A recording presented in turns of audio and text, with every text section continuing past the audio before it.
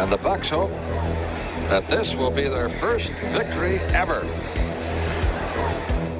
We have a great area, growing area, in Tampa, St. Petersburg, Clearwater, Sarasota, Bradenton, Lakeland, and Winter Haven, and even Wauchula. Over 2 million fans, and it's the fastest growing area in the United States. Good afternoon, ladies and gentlemen, live from Tampa Stadium. For the first time ever in a regular season, the Tampa Bay Buccaneers enter the stadium with numbers in both the win and loss columns. The Buccaneers came onto the field to a wild standing ovation from the some 60,000-plus fans at Tampa Stadium. They did not introduce any players individually. The PA announcer said, "Ladies and gentlemen, your Tampa Bay Buccaneers." Welcome to San Diego, California. Super Bowl 37. It is Tampa Bay versus the Oakland Raiders. Third down, 18. Dropping Gannon, looking Gannon. Throws up the middle. It's intercepted at the 40. Derek Brooks 30. Brooks to the 25, 20. Derek Brooks all the way. There it is. The dagger's in. We're going to win the Super Bowl. Super Bowl, baby! Boom, boom, boom! Yeah!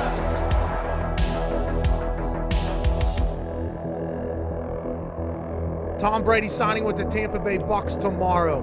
Holy hell. Tom Brady going to the Tampa Bay Buccaneers. That's going to be a tough team to stop, I think, at this point. He said, you know what ring is my favorite one? My favorite ring is the next one. Everyone always says, why the Bucs, man? Why'd you choose the Bucs? And it was a no-brainer.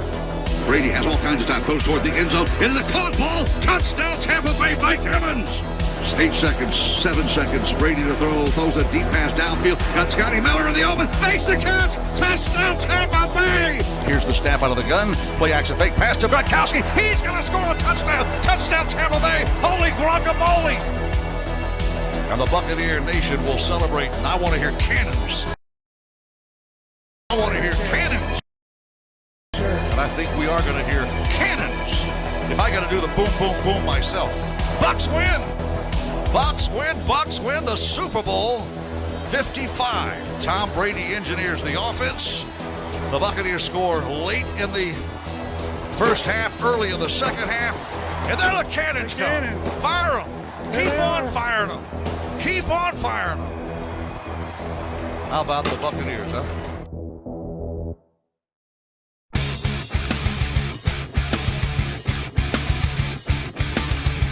Tampa Bay Buccaneers from the 48-yard line. Second down, 13. Brady lobs one downfield. Caught ball by Gronkowski inside the 20 to the 15-10. Gronkowski to the 5 to the 4-yard line.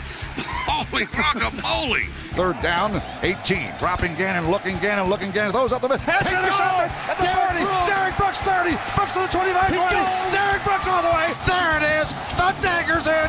We're going to win the Super Bowl. Super Bowl, baby! This is the Big Nasty. Yeah, Big Nasty, Hall of Fame Tampa Bay Buccaneer fan, baby. This is Mike Allstott, Tampa Bay Buccaneers, and you're listening to the Cannon Fire Podcast. Cannon Fire Podcast, brother. You ain't listening, and you're missing out. Woo!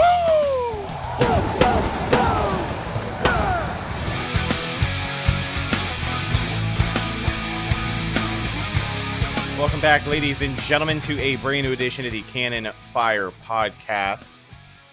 Live today on YouTube for episode 209. Top of the morning to you, right? A little bit of an early start for us today, but we're getting our game preview in nice and early, so you have all day Friday to listen to it. So good morning, ladies and gentlemen. Thank you for joining us live here on YouTube.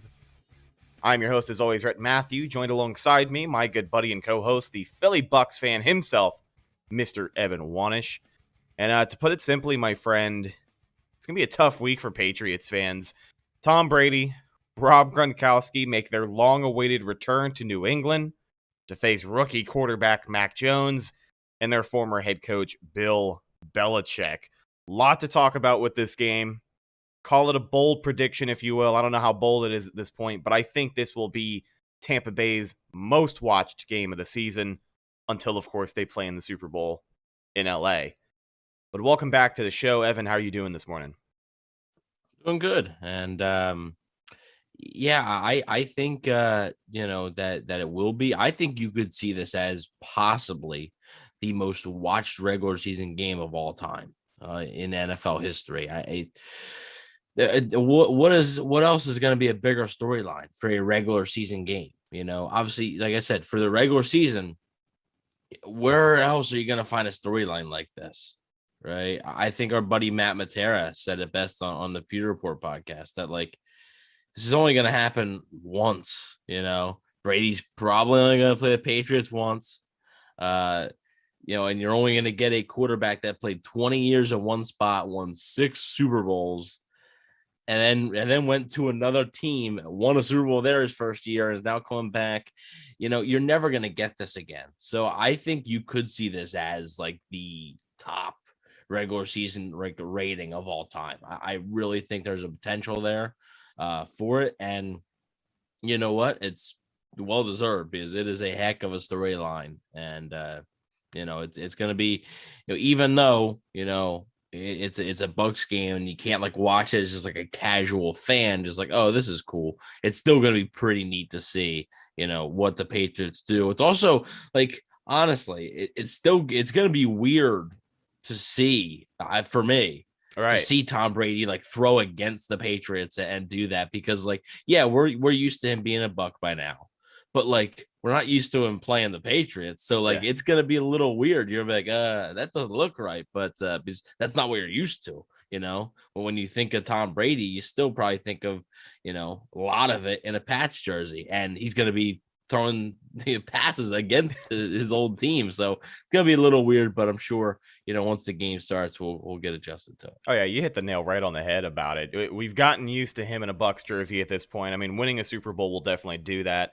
And by the way, I feel like that needs to be its own little quote for the show. I'll put it on a t-shirt. Winning a Super Bowl will do that, because I feel like I say that once a week here. But as far as Tom Brady goes in this matchup, I wanted to talk about what this game means for him. We know it's a big deal for Pats fans. I'm actually really curious to see what the response is going to be like in that stadium, because that if Sunday Night Football wants to pull in those viewership records, they're going to show the pregame with Tom making his way onto the field for the first time once again. I don't know if they're going to, roll out the red carpet for him. Probably not. But maybe a video package before the game. I don't know. I'm very curious to see. But I do think that the roof is going to blow off of that place when he takes the field for the first time. They don't care that he plays for Tampa. That is their quarterback. And when you're a Super Bowl who brings when you're a quarterback who brings 6 Super Bowls to a franchise, you kind of elevate yourself to that status just a little bit. But for Tom himself, talking about this game and the matchup at a surface level, Tom Brady does not lose this game, right? You said it earlier. This is probably his only chance to play Bill Belichick and the Patriots. I think Rob Gronkowski could probably be lumped into here too. But this is his only chance to play Bill and to beat all 32 teams in the NFL, which only a handful of quarterbacks have ever done. So for Tom Brady, this game is huge. But how do you feel about it? I think Tom's probably going to play his best game of the season. He's also poised to break the all-time passing record. Yeah, I was just going to bring that up. And, it's kind of funny that it's going to happen. It could happen in the first quarter. The movies write themselves, right? It's happening week 4 against his old team. He has been on just such a good pace this season that really he's only got to throw for 60 some yards and he's there. Yeah, I think it's 66. And then I think it might be 66 to tie it, and then 67 to break it, I think. So yeah, he'll most likely break it pretty early. I would say definitely maybe not the first quarter. I don't know about the first quarter, but the first quarter? Definitely in the first half. We got our buddy Fresh the Killer in the chat, says he thinks it's going to happen the first drive. I mean, we've seen Brady go. Even in the preseason, we've seen him go 6 for 6, 7 for 7 with 70+ yards. So who the hell knows? If the Bucs don't get that great of a kick return and they march down the field and score first 5 minutes of the game. If you wanted to bet on something like that, because I'm sure that there is a prop bet out there for people who want to get in on the action on Tom Brady when he's going to break the record. Do you know a good place to go check that stuff out? I think I do. I think I might have to go to betonline.ag. Yeah. There you go, man. If you go to betonline.ag, Go to their website or download the app. You will get a 50% deposit bonus on your first deposit.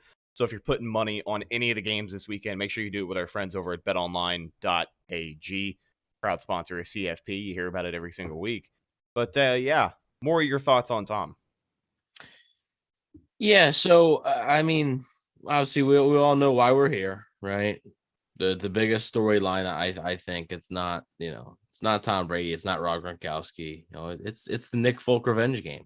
I think that's why we're all here, right?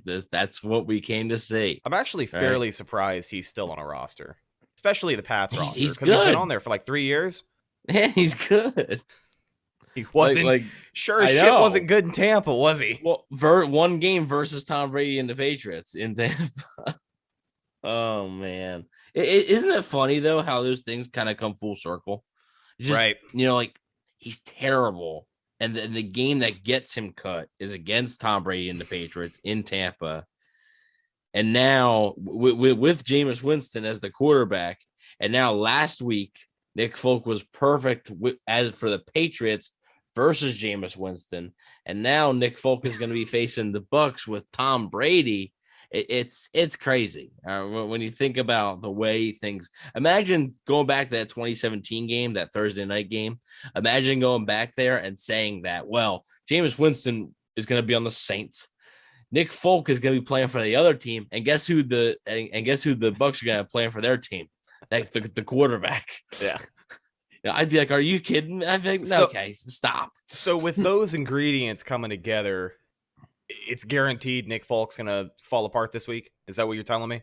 No, because as we all know, Bucs kickers don't miss against the Bucs. Yeah, right. He'll probably nail one from 58 yards. Yeah, so that's like Matt Gay was perfect. And Matt Gay, he kicked the game winner last year for LA. Not at the buzzer, but ended up being the difference. It was a 3-point game. Cairo Santos last year for the Bears ended up kicking the game winner with a minute left. All former Bucs kickers, even if they struggle against the Bucs, they're fine. So I wouldn't expect any issues for Nick Folk. That's just how it goes. Yeah. Well, taking a look at both of the offenses this week, I want to talk about it on a surface level. For the Patriots, it really seems like they're just going to have to try their best to keep up with Tom Brady in this Bucs offense this week. It hasn't exactly been an explosion from them. Rookie Mac Jones is still getting his feet wet. His stat line is not very favorable coming into this game. 2 total touchdowns and 3 interceptions, which all came last week. So I'm not really sure how well equipped New England is going to be to try and keep up with this offense if they can get rolling early. But what are your initial thoughts? Well, yeah, this isn't a defense that is something that really, offense that really scares me. Because I'm thinking about the Bucs defense and how they can have success. The Bucs defense has struggled, but also let's put into context the Cowboys' strength is offense. The Falcons, they don't have any strengths, but if you had to choose one, it's probably the offense, even though I know their offense has struggled a little bit, but they still have playmakers on that offense. Kyle Pitts, Calvin Ridley, Cordero Patterson, Matt Ryan's a veteran quarterback. And then obviously you got the Rams, who not only do they have a talented offense, but they're also they're hot right now, right? They're one of the hottest teams, probably the hottest team in the NFL. They're playing the best football out of anybody right now. I think that's clear. New England doesn't have any of that, right? New England, it's a rookie quarterback. The weapons are Nelson Aguilar, who did give the Bucs a little bit of trouble last year when he was in Vegas. But it's Nelson Aguilar, Jacoby Myers, and Kendrick Bourne, I think, are their 3 wide receivers. And then obviously Hunter Henry and Jonnu Smith, who haven't really done a whole lot. And like I said, that rookie quarterback, I noted here, James White, an important piece for them. He was second on the team in receptions this season, I believe, only behind Jacoby Myers, I believe. Sorry about that little brain fart, but he's out for the season now. He got injured last week with a hip injury, and he's out for the year. So big loss for them. And the biggest strength, though, with the New England offense is their offensive line. That's something to where they try to get Mac Jones to kind of play game manager, and he's done a good job of that so far. except for last week where he threw, I believe, 3 interceptions. One was a pick six, but the pick six, it wasn't really his fault. If you look at it, the ball bounces off of Jonnu Smith's hands and right into Malcolm Jenkins' hands. So it's like, but overall, this isn't an offense that should be coming in here and should be scoring 30, right? I mean, they have scored week 1, they scored 16 points. Week 2, they scored 25 points. That was against the Jets. That was their lone win. And week 3, they scored 13 points. So this isn't really an offense that's going to come in here and really scare you. And that's why I think the Bucs need to set a tone on defense. I think if New England comes out and they start to have success, if they score over 24, I would say if New England scores over 24 points in this game, I'm going to be very concerned about the defense, because I just this isn't a good offense. Like this isn't a really good offense right now. Right. And I just think, I understand the injuries. I understand that there's injuries. Jamel Dean looks like he's going to play, but we'll see. And Richard Sherman, I don't think will play. So they might be still starting like a D Delaney or Ross Cockrell there a little bit. I get it. Right. Probably no Jesus Pierre-Paul either, but you can't let this offense just do whatever they want. And if they do, it's going to be extremely concerning, because this offense just doesn't have a lot. It relies a lot on efficiency and sort of their opponent making mistakes, which is a scary thought, because it seems like the Bucs are the ones that are shooting themselves in the foot a whole lot this season. Yeah. Well, over the first few weeks of the season, we've talked about how, it's going to take them a few games to really start to get it together and play their best football again and clean it all up 100%, because that in itself has been a process a little bit longer than I thought it would be this year, going out there and cleaning up the penalties. But before we talk about defensive expectations for Tampa Bay, I want to wrap up this conversation about the offense, maybe get into some guys who need to have a big day this week. But really quickly, looking at the defense they're going to be going up against in New England, they do have a couple of pretty good pieces. They've got Dante Hightower, the linebacker, has always been a talented player. I believe they added Matt Judon in free agency this year, so whoever he's going to be matched up against on the line is going to have their hands full for the afternoon. Are there any other pieces on that defense that you think the Bucs definitely need to be aware of? Well, yeah, they're 2 corners, J.C. Jackson and Jonathan Jones. Obviously, normally they would have Stephon Gilmore, which I'm sure Bucs fans have dreamt scenarios where Stephon Gilmore's in Tampa. Not going to happen, but normally they would have Stephon Gilmore. He's hurt right now, but J.C. Jackson and Jonathan Jones have really played well, quite well, in his absence. So they're 2 good players. They're not like, I think the real matchup here is going to be whoever Antonio Brown is matched up against, who also he's back now. So yeah, don't forget about that, man. Just another layer for this Bucs offense. AB is going to be back out there. So the departure or that's a revenge game. Yeah, it is. He played 1 game for the Patriots, got cut. So he's going to be wanting to prove something too, I think. Hey, why'd you give up on me that early and stuff like that? So, he understands he had issues, but why'd you give up? It's just stuff like that. But I don't really think Mike Evans versus JC Jackson or Chris Godwin versus JC Jackson, that's fairly not necessarily even, but it's not a huge mismatch. It really isn't. JC Jackson is a good player. Jonathan Jones has been playing well. So it's going to be interesting to see how they match up against each other. And, like you said, Matt Judon's there. I like Matt Judon a lot. And Dante Hightower is also who didn't play last season. That's a big key. The Patriots struggled a lot last season, but they had a lot of guys that were on the COVID list that just didn't. They opted out. Yeah, they opted out. So, and now a lot of those guys are back, and it's making the difference. I mean, really, like I said, the Patriots offense scored 16 points in week 1. They only allowed 17. They allowed 6 points to the Jets in week 2. I know it's the Jets, but still, I mean, that's that's 23 points in 2 games, right? Yeah. I mean, the Bucs allowed 29 points in the first game, and then week 13, I believe it was 28-13. One of it was the pick six. Another was an interception that ended up being a short field. So the Patriots defense has actually played quite well, and it's actually a pretty good defense. They are, believe it or not, they are fifth in yardage allowed in the NFL right now. So like you said, they've been off to a pretty stout start. It'll be interesting to see. And in that one, fifth is good in that. Yes. The lower, when you're a top 5 team in the NFL in yardage allowed, it means you're doing something well on defense. But for the Pats on defense, and I guess for the Bucs on offense, it's not necessarily a necessity, but I think this could be a good week to get the run going. Because even though the Pats are top 5 in yardage allowed, they have struggled against the run. They struggled a lot more last year because they didn't have a guy like Dante Hightower out there and a couple of other opt-outs. But I still think it is probably their biggest weakness on defense. And I guess it also gives us an excuse. It's time for the weekly Ronald Jones update. I'm looking at Ronald Jones this week. Again, it's not a necessity for this Bucs team to get the run going, but I think this would be a good week for it because we know that this New England team has struggled against it. Does it even matter who starts this week anymore? Like, I don't know if we've heard if it's going to be Ronald Jones or Leonard Fournette, but at this point, Ronald Jones started in week 2 and I think got like 6 or 7 total carries for the entire game. So at this rate, how much of a priority is it? Because this offense doesn't really need to run the ball to beat anybody. They can beat most teams just throwing it. Yeah, it does not really matter. I will say the Patriots have been really good against the pass, and particularly really good against the deep ball.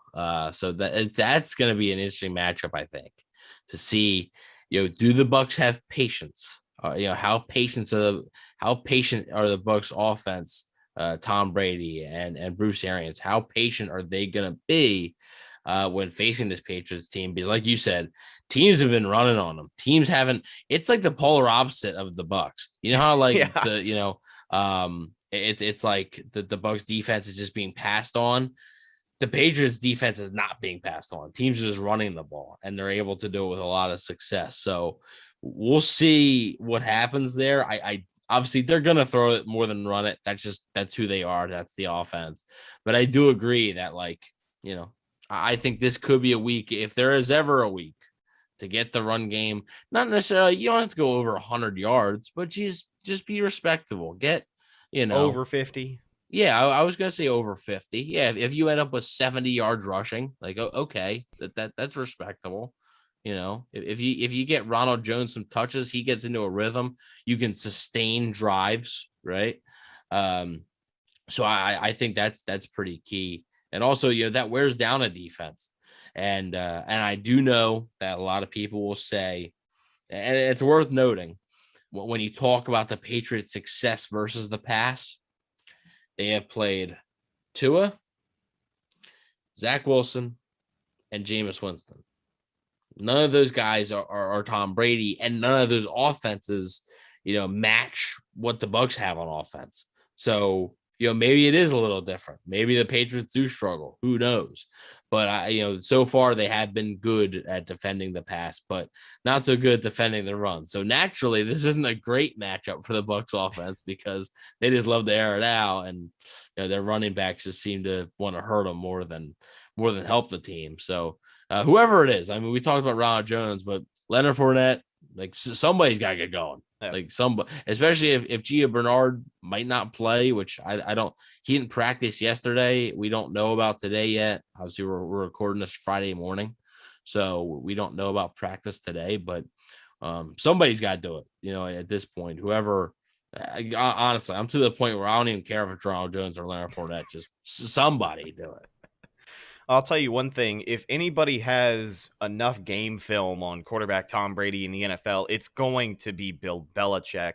And with the strength of his defense right now being the passing attack, it'll be pretty interesting to see what they try and do to contain it. A couple of questions in the live chat I want to get to about this Bucs offense before we talk about the defense in this game.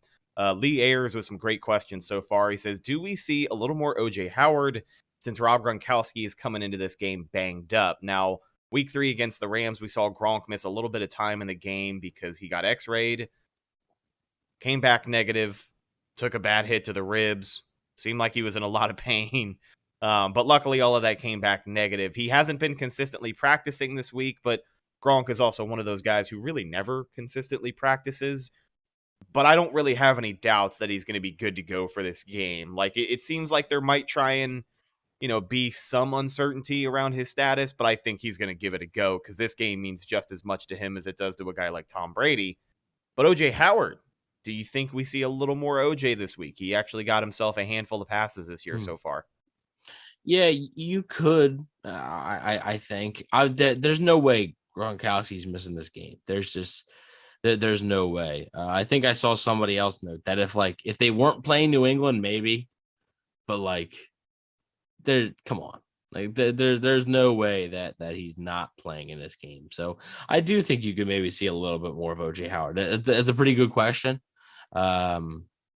I saw somebody, I think Fresh Tequila thinks OJ's gonna have a big game. I don't know if I see that, but I think you could see a little bit more Howard because I do think when Gronk's out there, Tom Brady's gonna get him involved. Oh yeah, I think it's somebody else said that he's gonna break that passing record with a touchdown pass to Gronk.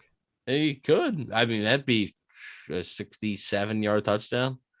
I mean, maybe you're driving down the field. Yeah, maybe from 8 yards out. I thought he just meant like one shot. That's insane, dude. Could you imagine Gronk actually getting separation on a go route from somebody? He's pretty slippery in the seam every now and again, but I don't know if a 67-yard. But yeah, unless it's a Hail Mary, I don't know if we'll see a 67-yard bomb to Rob Gronkowski anytime soon. But hey, you never know, right? Yeah, I mean, Emily Compa says. Tyler Johnson. There's a lot of Tyler Johnson fans in the chat. Yeah. Tyler Johnson will turn some heads this Sunday. I see Darden playing more also in this game. I got to disagree. Antonio Brown's back, so I don't know if you're going to really see Darden at all. Is he still going to be returning? Yeah. I think Jadon Mickens is fine, and he was returning at practice, so we'll see what happens. He was returning the kicks mostly in practice. So we'll see what happens there. But I don't know if you're going to see a ton of Tyler Johnson. You'll see a little bit, but Antonio Brown's back. If they're going to keep those three guys on the field, I don't know if you're really going to see any other receiver. Like I said, you will see Tyler Johnson a little bit because they're going to go for a wide receiver sometimes, and occasionally one of those three guys will need a break. But I'm not sure if you're going to see him even as much as you did last week, just because I think Antonio Brown is an important piece to this offense, and they really work things around him as well. So, we'll have to wait and see. But like I said, I'm a big Tyler Johnson. Anybody who's listening to the podcast that knows that, that I'm a huge Tyler Johnson fan. I just don't know if he's really gonna get a ton of snaps. And as for Darden, I don't even know if he's gonna be active. So we'll see. Well, at least for AB, it'll definitely be a breath of fresh air for a lot of Bucs fans to see him back out there in the offense. They were still able to produce somewhat against the Rams. A couple of missed opportunities early in the game, but I think he's going to be critical to this offense getting up and rolling. Yeah. I just wanted to point this out. I think it's important for the Bucs to start quick in this one. Oh, yeah. They, like I said, their first two drives in LA were 3 and outs, and I literally said the Bucs blew the game right then and there. Like, they blew their shot. Obviously, the Patriots offense, as we're going to get into, is not nearly as, proficient. Yeah, prolific, proficient, whatever you want to call it. Not nearly as good, as the Rams offense. So, and it's also not nearly of a matchup nightmare. So maybe the Bucs offense can afford a little bit of a slower start. Like, I get it. But you still don't want to. I mean, they've had 3 and outs. Really, the only game they started fast, like really fast on offense, was Atlanta. Other than that, Dallas, they started slow, and LA, they started slow. So it'd be nice to get a sustained drive here. And again, that has to do with maybe the run game. Maybe if you take the first drive, right, whatever your first offensive drive is, and you take it 4.5, 5 minutes, score a touchdown. That matters.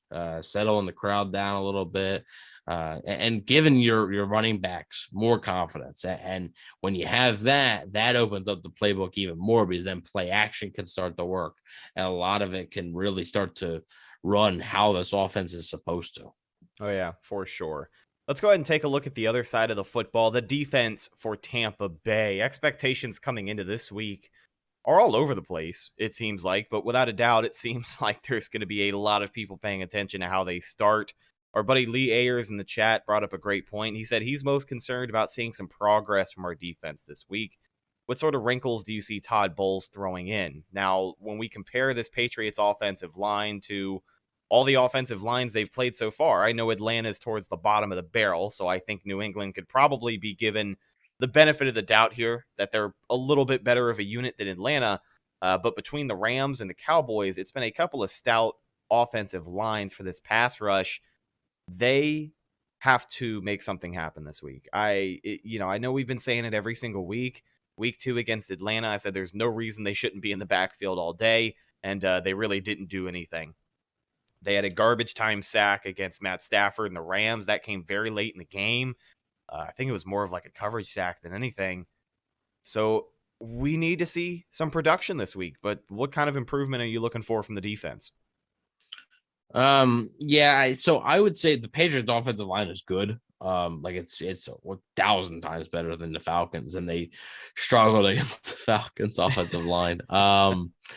So I mean, I would say I don't know if it's on the Rams tier. I don't know if it's on. I think it's not on the Rams tier, but it's a tad bit. So you got to think that they played the Cowboys without Zach Martin. Right. So but even then, I think they still have a great offensive line. Yeah, but I would think the Patriots offensive line is a bit better than that Cowboys offensive line without Zach Martin.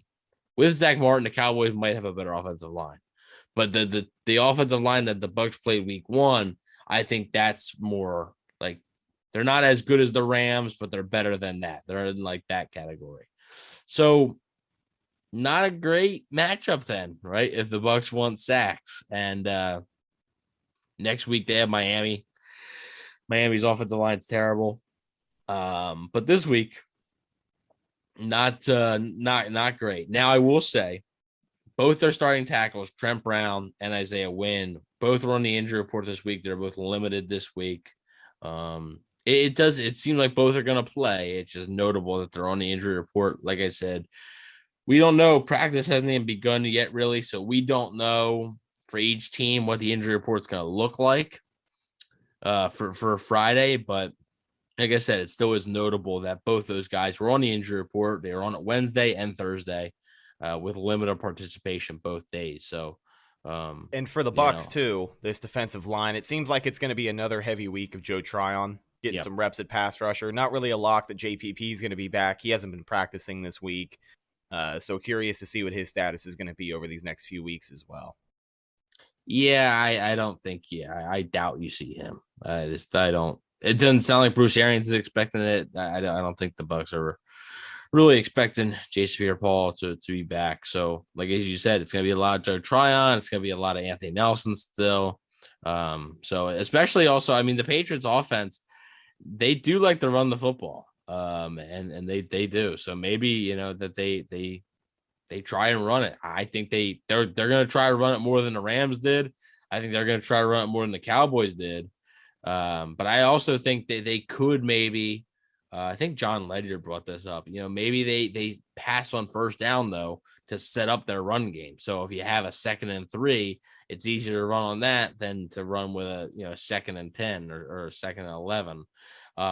So that's where I think they could go with that. So you if they're going to run the ball, you would naturally see Anthony Nelson a little bit more than you would expect. So we'll see what happens there. I do think Joe Tryon's going to get his fair share of snaps as well. I think he gets his first sack this week. I know he said it's not a great matchup for sacks, but if we're talking about production and somebody has to get on the board, I'd like for it to be the rookie.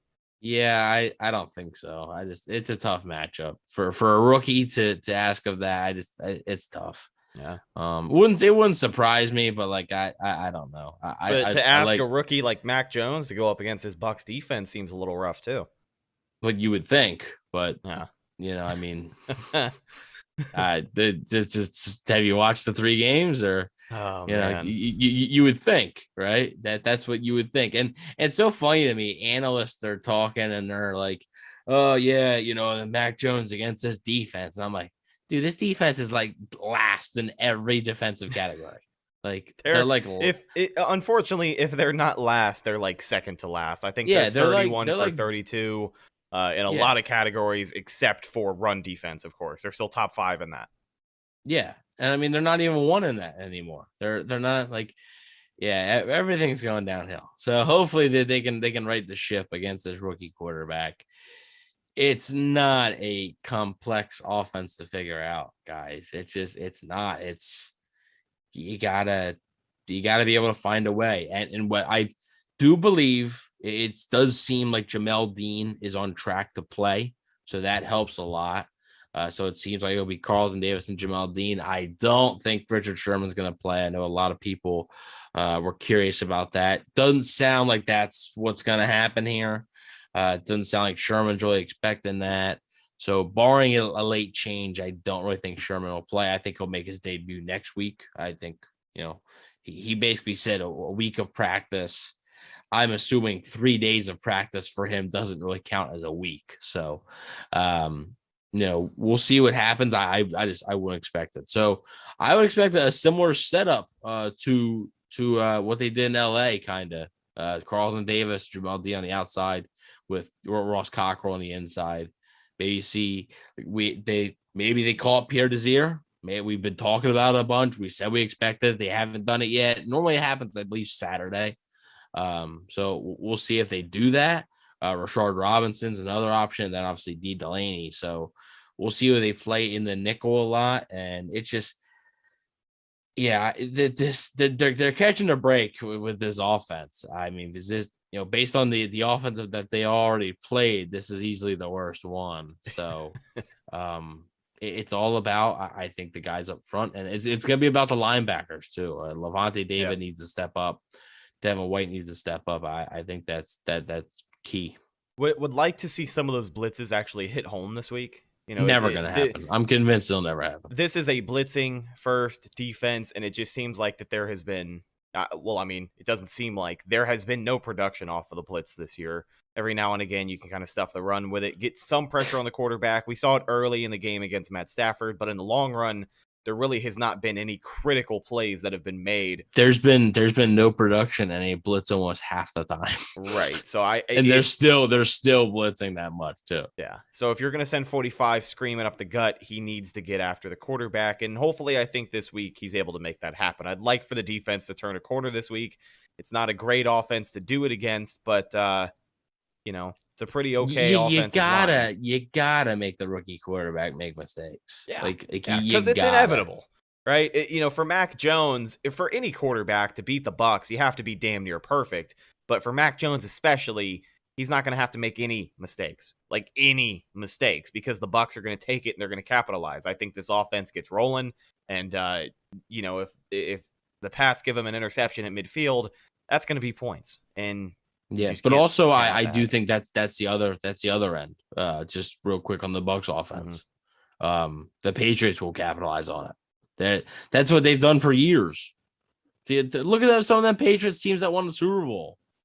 They weren't the most talented team on paper. Oh no way! But they took advantage and they're still well coached.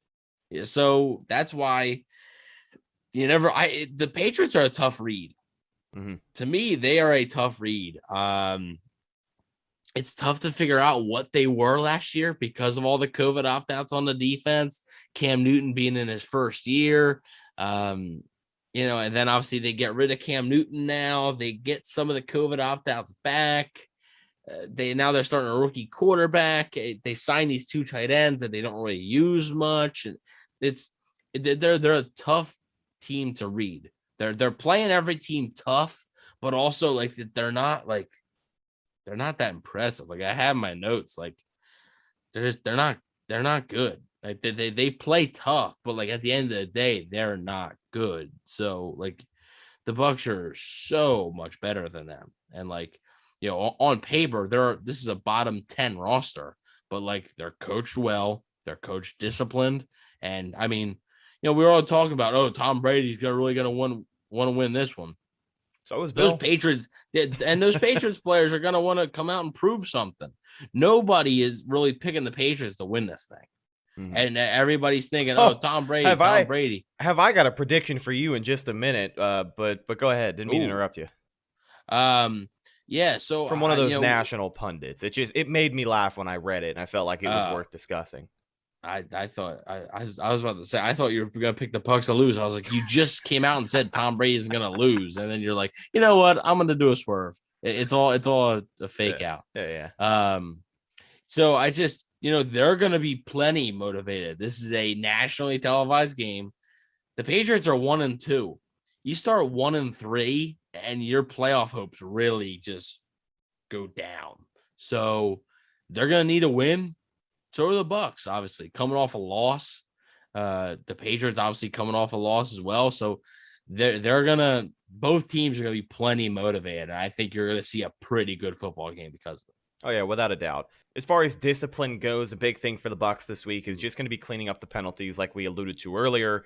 But with the way that the Patriots are coached, Mac Jones can only make so much mistakes, but I really don't think you're going to be able to rely on New England making enough mistakes to at least bail you out every now and again with some penalties. I just don't think that they're a team that's ready to do that. But talking about predictions, and we'll make our predictions at the end of the show. We're not quite there yet. We still have to get to the checklist after this, but this one made me laugh, man.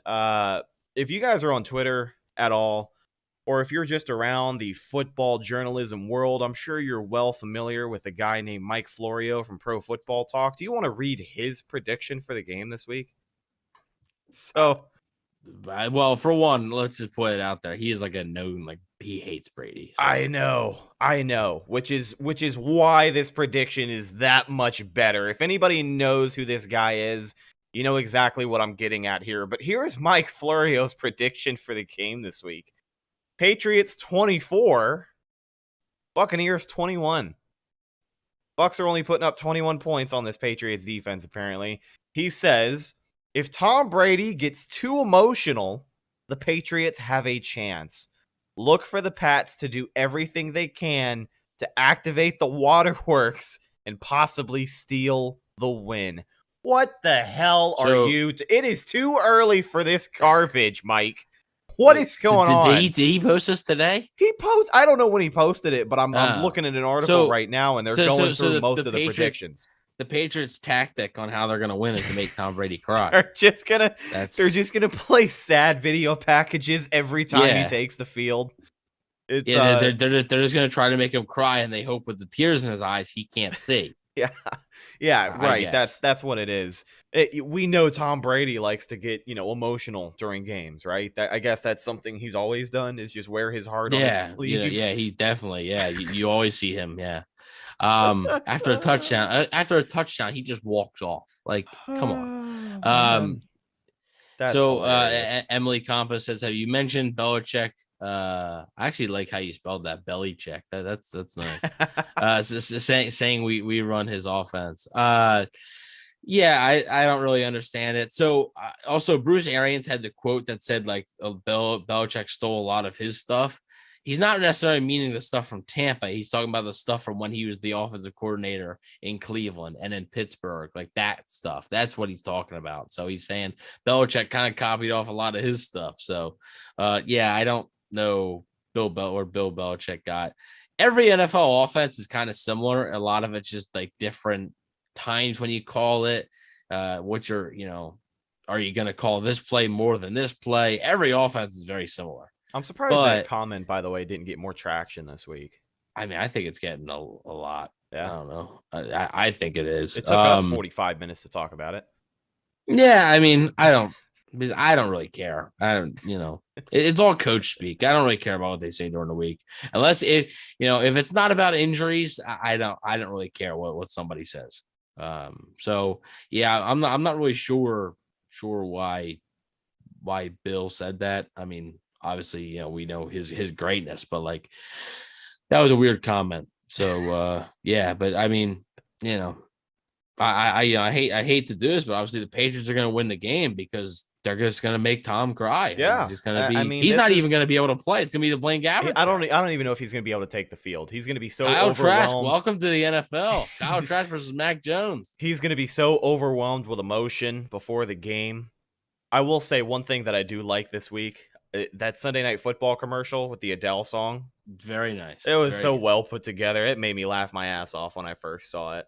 See, why is I saw somebody. See, I'm only gonna bring this up because I saw somebody else say that too. Mm-hmm. Why That it why was is well it made? funny? Why No, is it funny? funny? Yeah, I have always thought that like non-football songs to football highlights or scenarios have always been somewhat funny. Like, I don't know if you guys remember, but our 2020 hype video last year coming into the season was with Celine Dion. It's all coming back to me now. You know, the ESPN commercial where they had it. Yeah. There's another one where it's like Motley Crue, Home Sweet Home.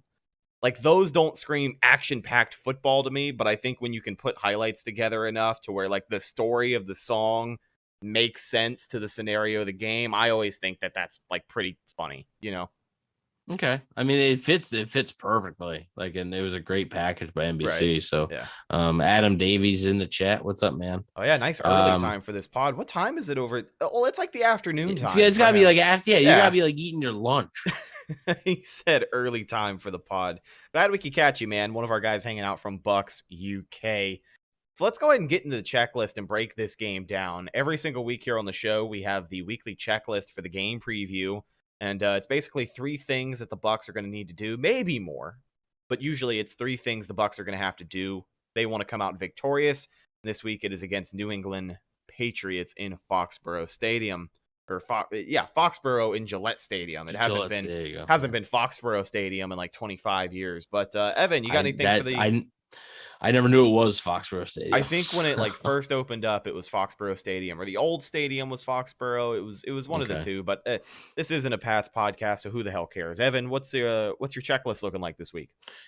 Yeah, so the first thing is just have some run game. We've already talked about it. I'm not going to get into too much detail. Just have some run game. I actually said establish, and then I crossed it out and just said just have some run game. Because I'm not asking for over 100 yards. If they do, great, right? If they get over 100 yards rushing, that likely means they've won the game handily. But like, I'm not asking for that, right? Just have some semblance of a run game. Well, I'm not gonna, so quit asking. Yeah, right. Let's not have Tom Brady be the leading rusher. Hint, it won't happen. Okay, Yeah, right. Probably won't happen ever again this season. Hey, but right? that yards per carry number for Brady looking pretty dangerous. I don't know why we aren't talking about him as a fantasy weapon, guys. Right, dual threat, dude. He's got a higher yard per carry than guys like Derrick Henry. He had a rushing McCaffrey. touchdown. Yeah, he had a rushing. Like, hey, come on. Number 2. And actually, I'm going to change number 2 and 3 because I want to talk about number 2 last. Okay. Number 3, turnover-free game. I talked about it. The Patriots are one of the most like teams that'll make you pay for your turnovers and like your little mistakes. So it can't happen. It really can't happen. It's not so much forcing turnovers on defense as it is for me just protecting the football on offense. Mm-hmm. The Bucs didn't have any turnovers last week and still lost. So maybe I don't know that they played a turnover-free game and they lost the game. So maybe they got to have a turnover. I don't know. Oh my God, I don't like that logic very much. I mean, every game they've had a turnover, they've won. So I'm not really sure. What there's no correlation between that, but I do think in this game you got to be able to play. It's a good Patriots defense. It is. And like I'm not expecting the Bucs to run up and down the field against them. I don't think it's going to be how it's been. I really don't. It's going to be a challenge, and we'll see what type of Bucs offense shows up. But I think if you have some run game and you play a turnover-free game on offense, you could have a lot of success. And number 3, which was number 2, the last thing, the most important thing It has to be pass rush. Okay. All right. Yeah, I thought you were I going to say literally something said, else. I literally said in cap. It's all in like I wrote it in capital letters. Pass rush dash get there. Just get there. Mm-hmm. Like Shaq Barrett, you are being paid too much money to not get there. Devin White and Levante David, both of you got to step up.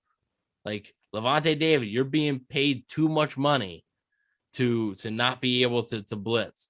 Devin White, you're a top 5 pick. I know it's only your 3rd year in the league, but you're talking all this stuff, and it's time to step up and not get freaking stood up by a small linebacker, a small running back, when you're about to get the quarterback. So, obviously, I know Jason Pierre-Paul is probably not going to play. Vita Vea, time to start finishing, man. Like, love you, gotta start finishing. It's about winning football games. I'm not gonna say, oh, his hair looks really cool. I don't care. Like, start getting after the quarterback, affecting the pass rush. The Ndamukong Suh, you are being paid too much money to sit there and be non-existent on the pass rushing downs. Joe Tryon-Shoyinka, I know you're a rookie. I know it's tough. I'm not asking you to get, like I said, I don't think you're going to get a sack, but you get pressure, get something. You got to get there. There's got to be a way. You have to. You have to. Yeah. If you don't, I don't know if you're going to win this game. If you just let Mac Jones, because any quarterback can do that. If you let the quarterback just sit there, especially a rookie quarterback, keep him uncomfortable from the start. You don't want him getting comfortable. You really don't want him getting comfortable, then getting, confident. And then he starts hitting some balls, and then they score a touchdown. And then that play starts rocking, right? Yeah. And the Patriots defense isn't going to go out there and just give up a score right away. That's where the game can really get away from you. It can't happen. Find a way, whether it's blitzing, whether it's not blitzing, stunts, non-stunts, whether it's switching sides with Shaq Barrett, Joe Tryon-Shoyinka, whatever it may be. You got to find a way to generate a pass rush. You got to have sacks. You got to have, even like pressures. I mean, last week, I talked about how their pressures have been high, but their sacks really haven't. They didn't even really get pressures in LA last week, but this week, I don't really care even about pressures as much as I do actual sacks. Yeah. Right. You go out there on the first drive and you hit him a few times, you rattle him a little bit, that could affect him the rest of the game. That could create some turnovers. You got to get there. You got to get there. And this group is being paid too much money. There's too much resources invested into this group for them to not step up. It is absurd that they have 3 sacks in 3 games. It's unacceptable, and they got to change it if they want to win. Yeah. Well, I think another thing for this matchup and the defense altogether in this game is their confidence. Coming into this season, the confidence was as high as it possibly could have been. We talked about the confidence of the secondary and how they felt like they were kind of being disrespected. Now, granted, you can't account for injuries, so with SMB missing an extended period of time, it's going to affect the secondary just a little bit, which is maybe why Richard Sherman is here now. But I think it's going to go a long way for the confidence of this defense and just how they're perceived by the rest of the league. As far as pressure goes, I know getting home on pressure is what we talked about for this week, but just general pressure. They got some early in the game against the Rams, and then that was it. Well, Mac Jones is a much different quarterback than Matt Stafford. So like you said, if you can hit him on the first drive, make him uncomfortable, it's going to take him a little bit longer than a guy like Stafford, who's used to getting his ass kicked behind the line of scrimmage.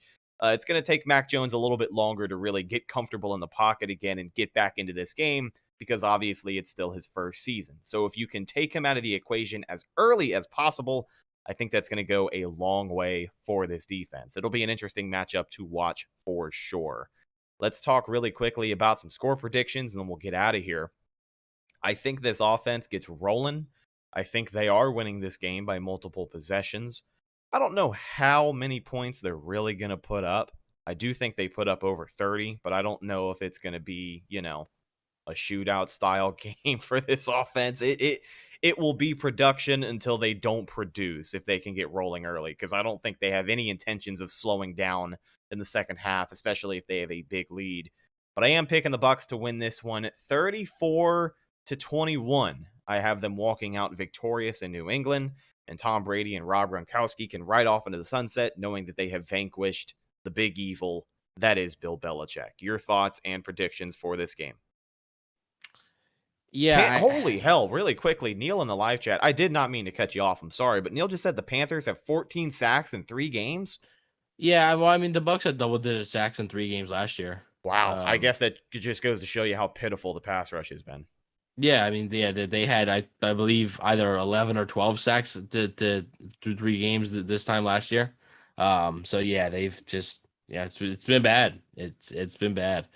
And also the Panthers have the number 1 rush defense, I believe. So their defense has really been good. Now, like I mean, 2 of their games have been against the Jets and the Texans. So context, and I the guess, Texans without Tyrod, who seemed like they had a fighting chance at least. Yeah, so we'll see how it all pans out for the Panthers there early on, sure, but we'll see. But anyways, I think this is a closer game than you do. I just think that the Patriots, I'm thinking of, we're all talking about Tom Brady's motivation and Rob Gronkowski's motivation. I think we're not talking enough about the Patriots' motivation to go out and win this game. Their motivation to go out and win this game for their head coach. A lot of it feels like a playoff game. Honestly, it honestly does. The way just because of the pomp and circumstance.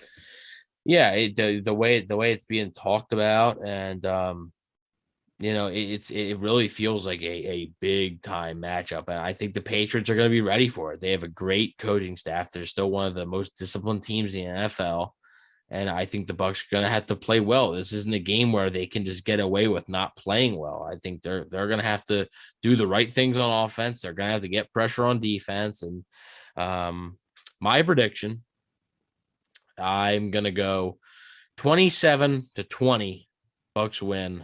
I think the offense is going to struggle a little bit more. So yeah, I a little bit more than you think, at least. I don't think they go over 30. Like I said, the Patriots defense is good, and I think they could give the Bucs some issues. So I think Antonio Brown has a big game in his return. Everybody's going to be talking about Rob Gronkowski. I think Antonio Brown could be the guy to have a real nice game. And then I think Tom Brady will be good. I don't think he's going to throw for like 350 yards. Like I think he's going to do what needs to be done. It's just the Patriots pass defense isn't going to allow it. It's not going to happen. This might be the Rams, but I mean, this is probably the second best pass defense that they're going to play. And we'll see. If Emily says if TB has watery eyes before the game, I'm turning it off. Yeah, I mean, this will be a loss if we already know what the outcome is. So yeah, you heard Mike Florio, man. If he's out there crying, we'll chop it up as an L for the Bucs. Yeah, I mean I won't. There will be no need to. We can just record the review show just then. At 8 or whatever as the game's going on, because it'll be over. Listen, folks, no reason to watch the game. Hang out with us. Bucs have already lost the mental battle. Yeah, Pete Payne says keep missing the show live, as it's usually 1 a.m. when you do it now. Yeah, I know. Well, right. I will say, it's not going to be any better this Sunday because we're going live after the game and it's a night game, so it's gonna be another late one. So, yeah, man. But hopefully you can join us after a Buccaneers win, which we are both predicting. So I do think the Bucs are gonna get some sacks. Shaq Barrett talked about how he has an extra chip on his shoulder this week to win this for Tom Brady and for Rob Gronkowski and for Antonio Brown.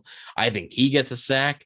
I think Devin White gets a sack. I think the Bucs get an interception or 2, and I think they walk away with a narrow W. I think the final score is close, but I think with 5-6 minutes left in the fourth quarter, it'll feel like the game's pretty much over. It's not going to come down to the Dallas game where it was like with like 3 minutes left, are they gonna win? Like the Patriots still have a chance. Like I think like while the final score is only a touchdown, I think the Bucs will still be like it'll feel like they have control. I have them winning by multiple possessions because the key thing in my prediction, you brought up the defensive production. I think those interceptions go a long way, even if it's 1 or 2 picks on the day for Mac Jones, which, isn't unrealistic for a rookie. I think the Bucs are going to make sure they take advantage and put points on the board, and that's what's going to separate them that much more. But ladies and gentlemen, that is the show this week. I want to thank everybody for waking up early and hanging out with us on this episode of the Cannon Fire Podcast. Shout out to our people in the chat. Willie Beeman, the moderator, holding it down. He says he wants to see the sacks and the running game dominate this week. Our buddy Pete Payne and Adam from Bucs UK hanging out with us across the pond. Will the Brewer catching us before work. Emily Compa in here as well, and anybody else that I may have missed. Thank you for hanging out with us, guys. It has been a great show. Make sure you subscribe to the channel for more great Buccaneers content between now and, of course, the rest of the season. And follow us on social media, Facebook, Instagram, and Twitter. All of those are Cannon Fire Podcast. Best place to go for updates on the show. And, of course, Buccaneer news as it happens. Speaking of Bucs news as it happens, you can follow my co-host Evan on Instagram at Bucs_daily, the #1 Buccaneers fan page on Instagram, rapidly approaching 30,000 followers. You can also find him on Twitter at EvanNFL. Last but not least, you can find myself, Instagram and Twitter at Redicus, RHETTAKUS. If you follow me, I will follow you back. I'm going to be wearing my Brady jersey for game day, but I am wearing my special limited edition Toke with Tom Tampa Tokers t-shirt today. I wanted to make sure I pointed that out because I love this shirt, right? Like you've got the creamsicle Brady stuff, but like this is one of a kind. And if you're in the Tampa area, these are hard to get, man. So had to make sure I busted it out this week. But looking forward to a W. Hopefully Tom and Rob and the rest of the boys can go out there and deliver for us. One last thing before we go. We're getting closer and closer, guys. I think we are less than 6 weeks away from the first ever Cannon Fire watch party. That's going to be with our guys at Berry House Beer Company in beautiful Ybor City. Wingbox Food Truck is going to be there catering. It is life-changing chicken wings, I'm telling you.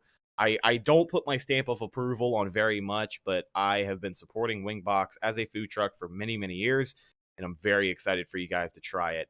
It is free. Come on out and party with us and watch the Buccaneers play the Washington football team. That's going to be, once again, at Berry House Beer Company, beautiful Ybor City, Tampa, Florida. Looking forward to having you guys there. But thanks again for checking out this week's show, brought to you by our good friends over at betonline.ag. I'm your host, Rhett Matthew, signing off for my co-host, Evan Wanish. We'll talk to you guys Sunday night live on YouTube after the game, hopefully after a Buccaneers win. But until then, and as always, we'll talk to you later, and go Bucs.